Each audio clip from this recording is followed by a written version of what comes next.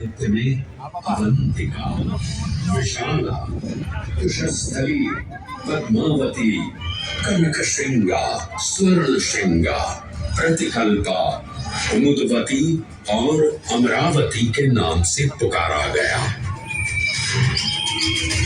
उज्जैन जो मनुष्य को मोक्ष प्रदान करने वाली 7 नगरियों में से एक है। उज्जैन जहां 84 महादेव का आशीर्वाद प्राप्त है।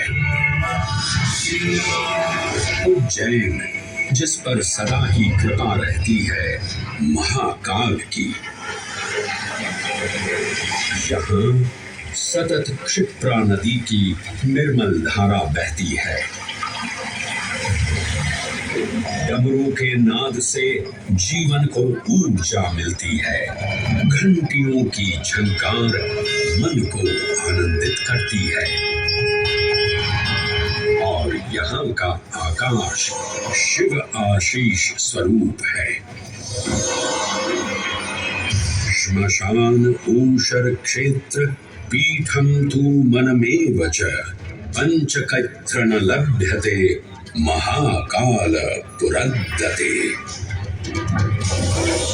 अर्थात यहाँ पर श्मशान, ऊषर यानी अनुपजाऊ भूमि, क्षेत्र अर्थात पवित्र भूमि, पीठ यानी शक्ति स्थान और मन अर्थात आध्यात्मिक शांति का स्थल पांचों एक ही स्थान पर उपलब्ध है। ये संयोग महाकाल की नगरी उज्जैन की महिमा को और गरिमामय बना देता है। उज्जैन के इस अलौकिक स्वरूप से प्रभावित हो महाकवि कालिदास अपने काव्य मेघदूत में लिखते हैं, हे जलधर, यदि महाकाल के मंदिर में समय से पहले तुम पहुंच जाओ तो तब तक वहां ठहर जाना जब तक सूर्य आंख से ओझल न हो जाए।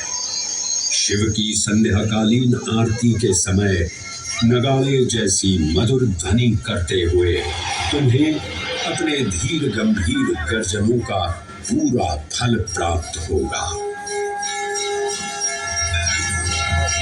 ये संध्या आरती जिसे कालिदास ने सराहा है अत्यंत महत्वपूर्ण है, क्योंकि ये वो प्रहर है जब सभी देवी देवता गंधर्व यहाँ उपस्थित होते हैं।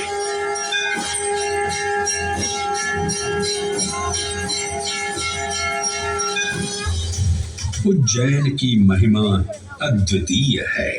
सतयुग, त्रेता युग, द्वापर युग और कलयुग, हर युग में इसका अप्रतिम महत्व रहा है। इस काल यात्रा में सबसे पहले आपको सतयुग के उस कालखंड में ले चलता हूँ जहां देव और दानव एकत्रित हैं समुद्र मंथन करने के लिए। मन की आंखों से कल्पना कीजिए, भगवान विष्णु ने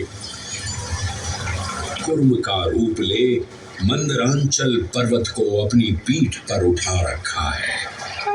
सागर से विकराल लहरें उठ रही हैं, मेघ भयानक गर्जना कर रहे हैं। देव और दानव वासुकी सर्प को नेति बना और मंदार पर्वत को मथनी बना सागर को मथ रहे हैं कि तभी जल का पाप कालकूट विष निकलता है और पूरी सृष्टि को अपने ताप से झुलसाने लगता है। इस भयावह स्थिति ने देवताओं और असुरों के बीच हाहाकार मचा दिया। ये कैसा अनर्थ है? लक्ष्य था अमृतत्व का, पर अब मृत्यु की विकराल छवि हमारी आंखों के समक्ष मंडरा रही है। इस भयंकर संकट से केवल वही उद्धारकर्ता मुक्ति दिला सकते हैं जो समस्त विश्व के परम संरक्षक हैं। तभी सब महादेव की शरण में जाते हैं और पुकार लगाते हैं, ओम नमो भगवते रुद्राय। और फिर तुष्टा महादेव भक्तों की गुहार सुनते हैं, कैलाश से उतरते हैं, विष को अपनी अंजुलि में भर अपने कंठ में धारण करते हैं।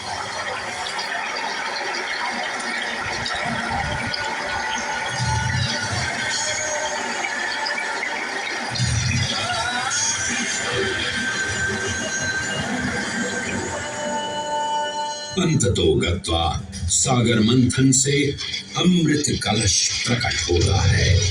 जैसे ही अमृत प्रकट हुआ, दानवों ने इसे केवल अपने आधिपत्य में लेने की आकांक्षा प्रकट की और संघर्ष छिड़ गया।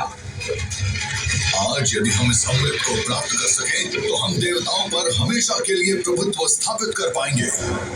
अमृत अपात्र हाथों में ना जा पाए, क्योंकि ये अपनी शक्ति का असीम दुरुपयोग करेंगे। इस अराजकता के परिणाम स्वरूप अमृत की कुछ बूंदें छलकी और पृथ्वी तक पहुंच गई। 4 स्थलों पर स्पर्श हुआ इन बूंदों का, हरिद्वार, प्रयागराज, नासिक और उज्जैन। अमृत की इन्हीं बूंदों के कारण उज्जैन में हर 12 वर्ष पर कुंभ सिंहस्थ मेले का आयोजन होता है। भगवान शिव की लीला देखिए, लोक कल्याण के लिए स्वयं विषपान किया और अपनी नगरी पर अमृत वर्षा करवाई। अमृत की पावन बूंदों से अभिसिंचित ये दिव्य उज्जैन भूमि रामायण के पृष्ठों में भी सम्मिलित हुई। सतयुग के बाद त्रेता युग में माता